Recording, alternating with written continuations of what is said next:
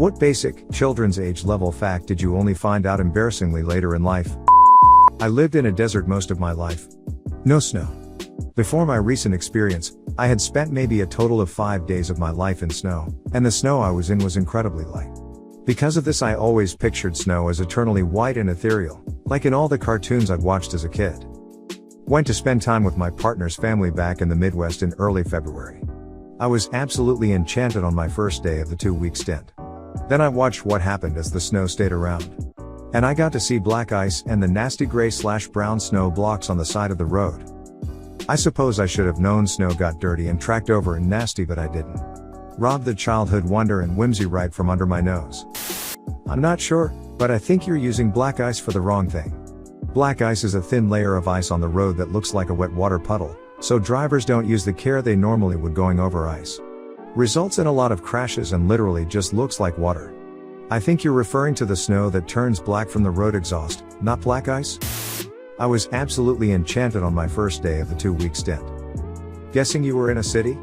Out in the country it gets trampled, but still stays white and pristine for days unless it's a particularly high traffic area. Though I do love it when we have a lot of snow on the ground and it's refreshed every few days with an extra inch or so.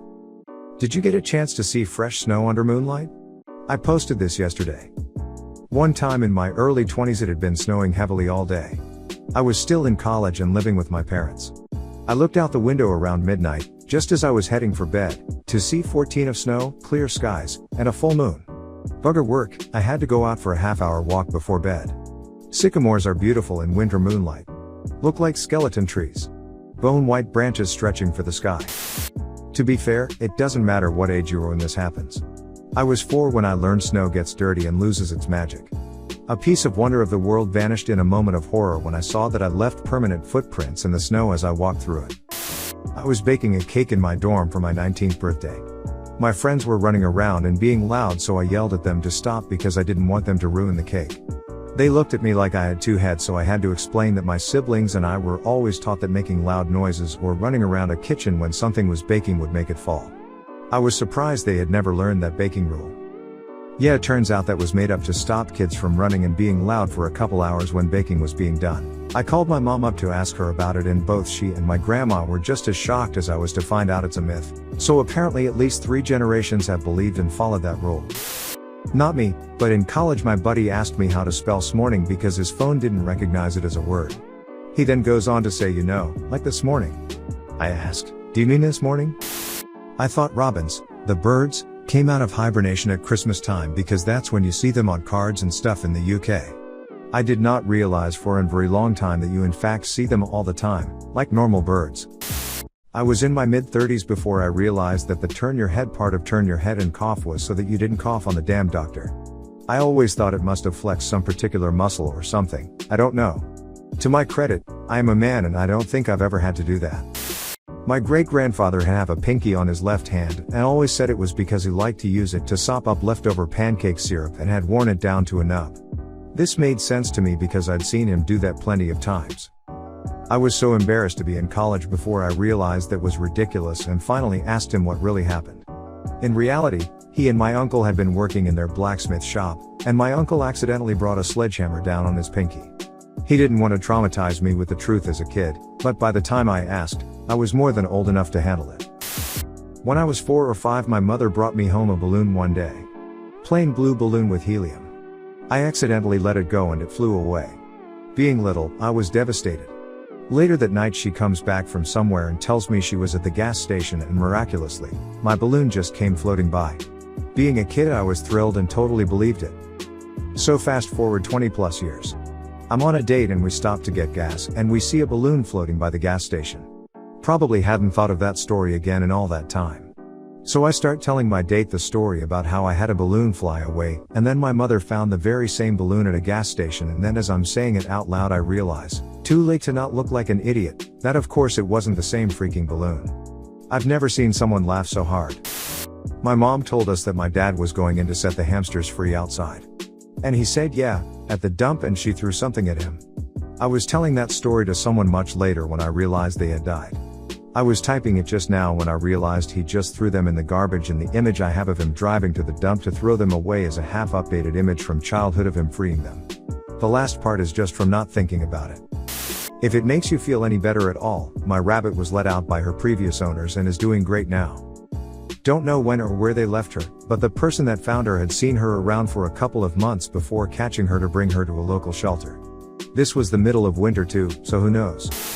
I thought until the age of about 21 that when companies had S next to their name, it was estimated that companies were started around that time.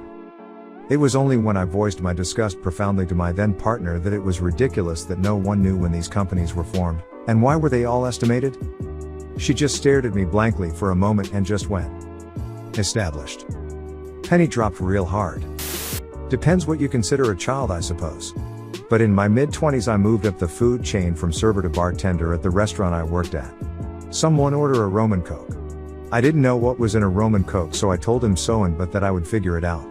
I figured out that what I had been understanding as a Roman Coke my whole drinking life was in fact a rum and Coke that I knew how to make.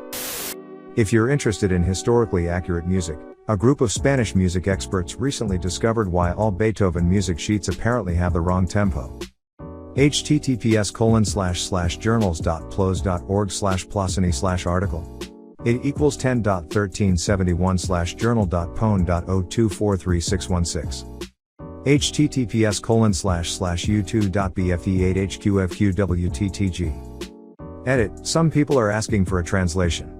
The summary is that the metronome was a very recent invention, and Beethoven was reading it wrong, emo, due to metronomes having a shitty, ambiguous and error-inducing design. He read the number below the indicator, instead of the number above it.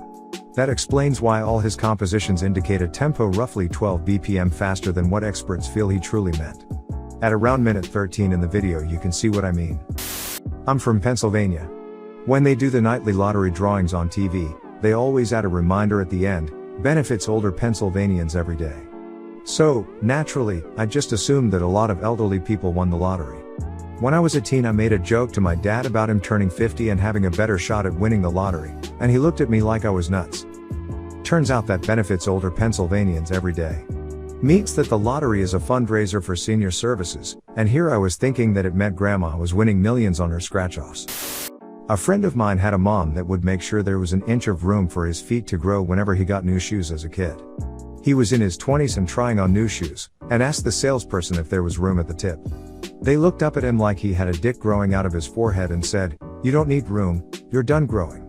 Oof. I'm from Australia, where we have a very summery Christmas. We still get the traditional images and movies, etc. plastered around the place, but we also grow up with a hot version of Christmas and assume everything else we see is a mixture of what the rest of the world experiences or is part of the magic and therefore not real. My husband is from England and we went back to visit his family a few Christmases ago. While we were shopping in the town square we visited a display to celebrate the occasion, and I couldn't believe that I was seeing real actual reindeer that actually existed. Everyone around me thought I was crazy, but I was a kid again and all the magic of Christmas was real again. So did your mom just not want to tell you the truth, or did she really think that? This just reminded me of when I was a little kid and my sister asked our teenage babysitter if she'd ever smoked pot. The babysitter got this super shocked look on her face and said that that was a very personal question and you should never ever ask anyone that unless maybe you were married to them. I eventually figured out it's not considered a particularly personal question by most people, and thought my babysitter was a weird prude. I was well into adulthood when I realized she just didn't want to tell us she'd smoked pot. There's no chemical in the pool that reveals pee. A buddy and I were talking about it and we both realized at the same time that neither of us have actually seen it. We looked it up and felt dumb as hell. Edit. Yes, before you type it out, I know chlorine and pee combined creates the pool smell. That's not what I'm talking about. I'm referring to that mythical chemical they put in a pool that changes color when somebody pisses in the pool water and identifies who peed. That doesn't exist, it's what they tell kids to scare them out of pissing in the pool.